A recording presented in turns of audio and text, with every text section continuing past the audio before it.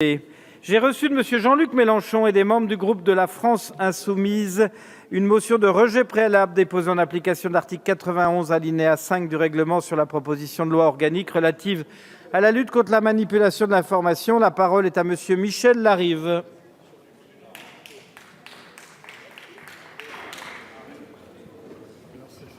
Bonne idée. Merci beaucoup. Bien.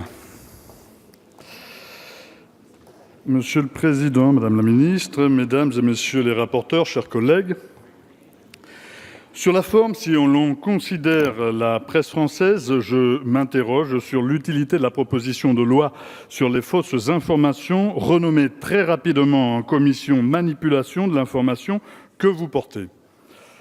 L'arsenal législatif répondait déjà aux injonctions que vous formulez dans votre texte. Ainsi, la loi de 1881 sur la liberté de la presse prévoit déjà des sanctions contre les fausses nouvelles. Son article 27 stipule en effet que la publication, la diffusion ou la reproduction par quelque moyen que ce soit de nouvelles fausses, de pièces fabriquées, falsifiées ou mensongères, attribuée à des tiers lorsque, faite de mauvaise foi, elle aura troublé la paix publique ou aura été susceptible de la troubler, sera punie d'une amende de 45 000 €. Sur le fond maintenant, je confirme l'inutilité finale de votre texte, puisque vous ne considérez qu'une partie du champ de diffusion de l'information. L'ensemble du réseau Internet est épargné. Vous pourriez par exemple légiférer pour contraindre les GAFAM à coopérer plus étroitement avec la justice, notamment pour permettre d'identifier les auteurs de fausses nouvelles. Actuellement, les hébergeurs échappent à la loi de 1881 et ne sont pas responsables pénalement des publications qu'ils diffusent, contrairement aux médias traditionnels. Vous pourriez aussi les enjoindre à vous transmettre leurs méthodes de collecte, de modération et les algorithmes qui les accompagnent. Lorsque nous vous signifions cet état de fait, vous nous rétorquez que notre légitime préoccupation ne s'inscrit pas dans le texte que vous proposez. Votre texte cible avant tout les entreprises médiatiques étrangères, en occultant le fait que les entreprises susceptibles de porter atteinte aux intérêts fondamentaux de la nation peuvent tout aussi bien se trouver sur notre territoire, puisque les entreprises qui possèdent actuellement les médias en France servent avant tout leurs propres intérêts. Souvenez-vous de l'affaire du charnier de Timișoara. En décembre 1989, quand Ceausescu était renversé, les télévisions du monde entier diffusaient des images atroces de cadavres mutilés, soi-disant découverts après la libération de la ville. Les envoyés spéciaux dépêchés sur place annonçaient plusieurs milliers de morts. Des journaux tout à fait respectables parlaient de boucheries, de chambres de torture, d'un horrible charnier. Dracula était communiste, pouvait-on lire à la une du magazine L'Événement le 28 décembre 1989. C'est le cœur encore chargé d'émotion qu'un mois plus tard, nous apprenions dans le Figaro magazine que toute l'affaire était en réalité une mise en scène et que les corps exhibés à la télévision provenaient du cimetière de la ville. Souvenez-vous de l'histoire des bébés assassinés par des soldats irakiens au cours de l'été 1990 à l'hôpital de Kuwait City. Là encore, les grands médias avaient été complètement bernés par le témoignage poignant de la jeune Nahira qui racontait la larme à l'œil devant une commission du Congrès américain comment de cruels soldats de l'armée de Saddam Hussein s'étaient introduits dans l'hôpital et avaient ouvert le feu sur des couveuses avant de les renverser par terre, abandonnant des nourrissons sur le sol.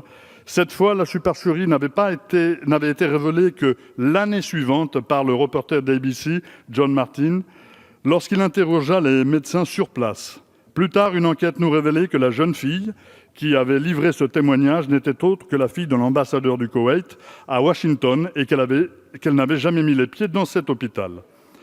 Enfin, un cas français et récent, souvenez-vous du jour des attentats de Carcassonne et de Trèbes, perpétrés le 23 mars dernier. BFM TV diffuse une fiche informative sur l'auteur des faits, sur laquelle il est écrit qu'il a été naturalisé français en 2015, soit moins d'un an après avoir été fiché S par nos services de renseignement, alors qu'en réalité, il a obtenu sa nationalité en 2004. Cette grossière erreur, indigne de journalistes professionnels, déclenche immédiatement une vive polémique sur les réseaux sociaux et provoque, à juste titre, l'indignation d'un nombre important de nos concitoyens et de nos concitoyennes. L'information n'est corrigée que le lendemain matin par BFM et aucun communiqué explicite concernant l'erreur de la veille n'est diffusé par la chaîne. La directrice de la rédaction ne présentera que de modestes excuses le lundi par le biais d'une déclaration à l'AFP, mais le mal est fait et l'indignation perdure. Si l'influence que peuvent exercer les médias sur les citoyens pendant les périodes électorales inquiète tant le gouvernement, pourquoi les mesures envisagées ne ciblent-elles que les médias étrangers? Si l'on considère que certains médias peuvent manipuler l'opinion publique pour favoriser l'élection de tel ou tel candidat, pourquoi ne pas étendre ces mesures aux médias nationaux? J'aimerais rappeler que si les tentatives de manipulation politique par voie médiatique exercées par la Russie sont plausibles, il serait sage de nous soucier aussi du cas de manipulation avérée orchestrée par certains de nos alliés pour servir leurs ambitions internationales. Il faut se souvenir de la fable des armes de destruction massive de Saddam Hussein en 2003, dont la scène culte fut jouée par l'ancien secrétaire d'État Colin Powell à l'ONU. Il agita une fiole présentée comme contenant de l'anthrax en prétendant qu'il s'agissait de la preuve de l'existence d'un programme de production d'armes chimiques en Irak. Ce mensonge d'État, repris par tous les médias internationaux, servit de prétexte à la Seconde Guerre du Golfe, qui fit plus de 150 000 morts. C'est par des informations étendues et exactes que nous voudrions donner à toutes les intelligences libres le moyen de comprendre et de juger elles-mêmes les événements du monde. Voici ce que Jean Jaurès déclarait lors du lancement du journal L'Humanité le 18 avril 1904. C'est de cela que la représentation nationale devrait d'abord se préoccuper. Renforcer la liberté d'expression au travers de la liberté de la presse. Lui accorder par le renforcement d'une éthique journalistique tout le crédit que nous voulons lui reconnaître. Voilà qui donnerait du sens à notre action au service de notre démocratie. Tandis que la noble tradition journalistique voulait qu'on ne diffusât jamais une information sans l'avoir scrupuleusement vérifiée, même lorsqu'un journal concurrent l'avait déjà publié ou s'apprêtait à le faire, la dictature de l'instantanéité a fini par imposer une forme de mimétisme médiatique systématique qui confine nombre de journalistes, parfois bien malgré eux, au rôle de répéteurs. Désormais, une information en chasse une autre, il faut être dans le coup ou bien disparaître. Il n'y a plus le temps pour les contre-enquêtes sérieuses, ni l'argent d'ailleurs. Il est fréquent que les journalistes ne disposent de quelques heures pour développer un argumentaire sur un sujet qu'ils découvrent le jour même. La majorité des médias commentent les événements selon la même grille d'analyse et une poignée d'experts répète inlassablement la même litanie libérale dans les colonnes de nos journaux et sur tous les plateaux de télévision et de radio ayant les plus grandes audiences. La diversité des points de vue n'existe pas quand la plupart des grands médias prennent ouvertement position en faveur de la réforme ferroviaire proposée par le gouvernement et font preuve d'une hostilité certaine envers les mobilisations sociales actuelles. Les experts se succèdent pour expliquer que la réforme est inéluctable, qu'elle permettra l'amélioration du service public, que les privilèges des cheminots ont creusé la dette vertigineuse de la SNCF. Parallèlement, les opposants au projet n'ont pas la possibilité de développer leurs arguments. Ils sont systématiquement malmenés sur les plateaux. On les accuse d'être des preneurs d'otages. On leur reproche de paralyser le pays. Pouvons-nous parler de manipulation médiatique ou devons-nous simplement déplorer l'uniformisation des points de vue? Ce qui est certain, c'est que des cas de manipulation existent. Ces manœuvres prennent la forme de discours tronqués et par les choix opérés dans la sélection des images, dans la présentation des faits. Il nous faut admettre que ce constat, le pluralisme des médias n'est pas un fait établi et que dans l'ensemble, nous vivons en état d'insécurité informationnelle, pour reprendre l'expression d'Ignacio Ramonet. L'information spectacle prend souvent le pas sur le récit et l'analyse rigoureuse des événements. La mise en scène et le soin porté à l'image remplacent alors l'authenticité et l'exactitude des faits rapportés. Nous devrions tous déplorer la marchandisation de l'information, que cette marchandisation se soit opérée au détriment de sa fonction civique. Était-ce si invraisemblable que personne n'ait su l'anticiper? Au royaume des images qui se succèdent en cadence, il n'y a de place ni pour les idées abstraites, ni pour la mémoire. Désormais, seuls les chiffres de l'audimat comptent, comme l'illustre cet extrait d'un entretien avec l'ancien PDG du groupe TF1 paru en 2004 dans un ouvrage intitulé « Les dirigeants face au changement », je cite « Il y a beaucoup de façons de parler de la télévision, mais dans une perspective business, soyons réalistes. À la base, le métier de TF1, c'est d'aider Coca-Cola, par exemple, à vendre son produit. Or, pour qu'un message publicitaire soit perçu, il faut que le cerveau du téléspectateur soit disponible. Nos émissions ont pour vocation de le rendre disponible, c'est-à-dire de le divertir, de le détendre pour le préparer entre deux messages. C'est ce que nous vendons à Coca-Cola, c'est du temps de cerveau humain disponible. Reconnaissez, mes chers collègues, que dans ce contexte, la pertinence et la fiabilité des informations n'est pas garantie, puisque l'objectif suivi par les entreprises de la presse et de l'audiovisuel n'est plus d'informer convenablement la population, mais de vendre des créneaux publicitaires à des annonceurs. La recherche forcenée de l'audimat et du sensationnel peut conduire à la diffusion d'informations tronquées et de fausses nouvelles, même au sein des médias traditionnels. Comme l'affirmait un grand sociologue, nous devrions collectivement nous insurger contre les diktats de l'audimat au nom de la démocratie, car les exigences de cet outil commercial sont à la culture ce que les sondages d'opinion sont à la politique. Ces sondages dont on ne connaît pas les méthodes de redressement et dont la diffusion influence véritablement, pour le coup, l'orientation de vote de nos concitoyens et de nos concitoyennes lors des élections dans notre pays. Il faut admettre aussi que la concentration toujours plus importante des médias dans les mains de grands groupes industriels et financiers nuit grandement au pluralisme. Ces mastodontes de l'économie de marché, outre le fait qu'ils sont peu enclins à questionner le modèle socio-économique dans lequel ils s'inscrivent, sont presque tous plus ou moins dépendants de contrats passés avec l'État et les collectivités locales. Ils ont donc intérêt à soigner leurs relations avec le pouvoir public lorsque celui-ci peut servir leur cause. Ils peuvent aller jusqu'à financer l'opinion publique, influencer même l'opinion publique dans le but de faire élire le candidat qui leur correspond le mieux.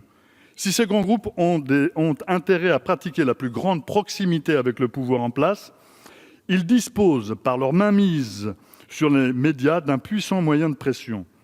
La maîtrise de l'information octroie aux propriétaires des grands médias un pouvoir d'influence incontestable sur la sphère politique. À ce sujet, Pierre Bourdieu écrivait très justement qu'il y a des choses qu'un gouvernement ne fera pas à Bouygues, sachant que Bouygues est derrière TF1. Ce sont là des choses tellement grosses et grossières que la critique la plus élémentaire les perçoit, mais qui cachent les mécanismes anonymes, invisibles, à travers lesquels s'exercent les censures de tous ordres, qui font de la télévision un formidable instrument de maintien de l'ordre symbolique. Ce n'est pas une découverte, l'accès à l'information et son contrôle ont toujours été des instruments majeurs du pouvoir et donc un enjeu capital. C'est vrai pour les États, c'est aussi vrai pour les entreprises. Si l'État œuvre en principe avec le souci du bien commun, il arrive en revanche fréquemment que la recherche du profit pour une entreprise privée ne coïncide pas du tout avec l'intérêt du plus grand nombre. Il est indispensable de renforcer la transparence concernant les personnes physiques et morales qui détiennent les grands titres de presse, ainsi que l'information sur l'actionnariat impliqué. Il nous semble par ailleurs essentiel d'aller bien plus loin que la législation actuelle en matière de lutte contre la concentration des médias, en interdisant par exemple à un même groupe de posséder plusieurs formats de supports identiques et en réduisant le seuil de diffusion maximale de la presse quotidienne d'information politique et générale autorisée.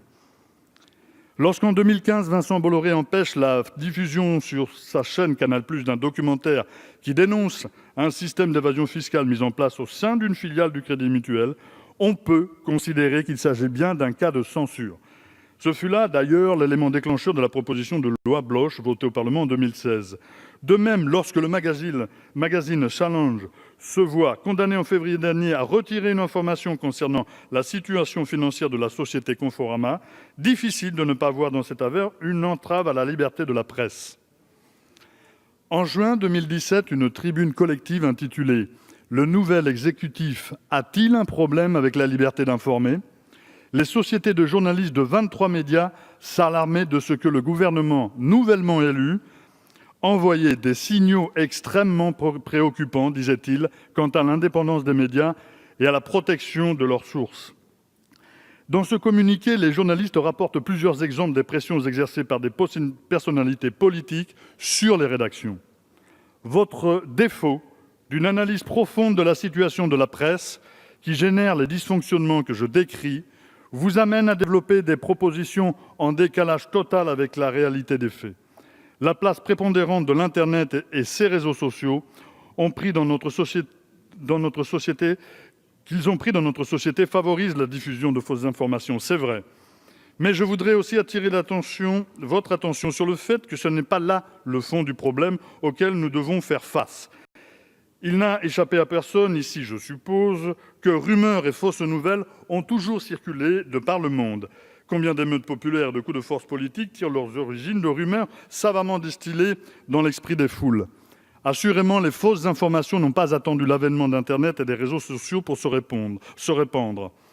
D'autre part, vous en conviendrez aussi, il n'a jamais été aussi facile et rapide de vérifier une information. Aujourd'hui, grâce aux progrès techniques, bien avant le développement du fact-checking et de sites tels que Hoaxbuster, Crosscheck, il était déjà possible pour n'importe quel internaute de se faire une idée du degré de sérieux d'une information trouvée sur le web en effectuant quelques recherches et de déjouer facilement la majorité des rumeurs qui circulent sur la toile. Ce qui semble caractériser notre époque, c'est d'abord la perte de confiance de nos citoyens et de nos concitoyennes envers les professionnels de l'information. Ce n'est pas tant que les gens se désintéressent des événements, ni qu'ils dédaignent la connaissance, mais plutôt qu'ils remettent en cause l'impartialité des grands médias. Beaucoup cherchent au contraire à s'émanciper de l'information préformatée et s'enquièrent de tous les sujets qui les préoccupent. Cependant, bien que cette aspiration à connaître les choses par soi-même soit des plus saines, on ne s'improvise pas enquêteur comme cela. Il n'est pas toujours chose aisée de séparer le bon grain de l'ivraie.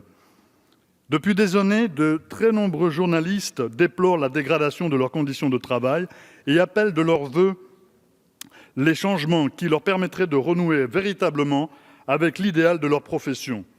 C'est une des raisons pour lesquelles nous, parlementaires de la France insoumise, nous appelons à un renforcement de la protection et du secret des sources des journalistes, très largement insuffisante dans notre pays. Car s'il n'y a pas de protection des sources, les sources se tarissent et donc il n'y a pas d'information, selon Louis-Marie Aurault, rédacteur en chef du Canard enchaîné. Vous désirez l'extension des pouvoirs accordés au Conseil supérieur de l'audiovisuel, ce qui peut en fait s'apparenter à une atteinte directe à la liberté d'expression. Il serait désormais possible pour cette entité, ainsi renforcée, de décider quelles sont les vraies informations et les fausses, définies dans votre projet de loi comme toute allégation ou imputation d'un fait dépourvu d'éléments vérifiables, de nature à la rendre vraisemblable. Cela nous semble être une définition suffisamment large pour que toute référence artistique, notamment par essence subjective, puisse être considérée comme une fausse information. Il suffirait pourtant que le CSA applique les prérogatives qui lui sont attribuées et sanctionne, comme il en a les moyens, les médias contrevenant à l'éthique journalistique. Vous avez rejeté toutes nos propositions qui garantissaient la pluralité de la presse, permettant de limiter la concentration des médias, de plafonner les salaires des journalistes, de mettre en place un conseil national de déontologie journalistique, de refonder les aides publiques à la presse, de réattribuer entre autres les moyens pour que le journalisme d'investigation reprenne toute sa place, de soutenir la création de médias indépendants et lutter contre la précarité des journalistes. Vous pouvez aussi vous tourner vers l'histoire récente de la presse, notamment outre-Atlantique. Les États-Unis d'Amérique, pour garantir la pluralité de l'information, ont choisi d'installer dans leurs médias une doctrine dite « fairness » entre 1949 et 1987. Celle-ci devait renforcer la diffusion plurielle d'opinions selon deux actions obligatoires. La première consistait à obliger les diffuseurs audiovisuels à consacrer une partie de leur temps d'antenne à des questions d'intérêt général propres à susciter des controverses. Et la seconde consistait en l'obligation de relayer les différents points de vue sur ces sujets. Vous pouvez au minimum tenter de distiller l'esprit de sérendipité dans notre paysage médiatique. La liberté de publier son opinion ne peut donc être autre chose que la liberté de publier toutes les opinions, disait Robespierre. L'éducation et l'apprentissage du discernement sont objectivement les meilleures garanties de réussite dans la lutte contre les fausses nouvelles. Voilà ce sur quoi notre Parlement doit se concentrer. Plutôt que de chercher à tout prix à légiférer pour trier les bonnes informations des mauvaises, ce qui constitue une insulte de plus faite à l'intelligence et s'apparente à la mise en place d'un ministère de la vérité. Sensibiliser au discernement permet de dissiper la confusion qui consiste à amalgamer l'interprétation et les faits, la croyance personnelle et le savoir scientifique, l'idéologie et la loi universelle. C'est avec la conviction profonde que votre projet de loi ne correspond pas à la réalité des besoins du champ d'information et que les solutions que vous proposez sont donc fondées sur un diagnostic erroné que je propose à la représentation nationale de voter notre motion de rejet de votre texte. Merci, monsieur le député.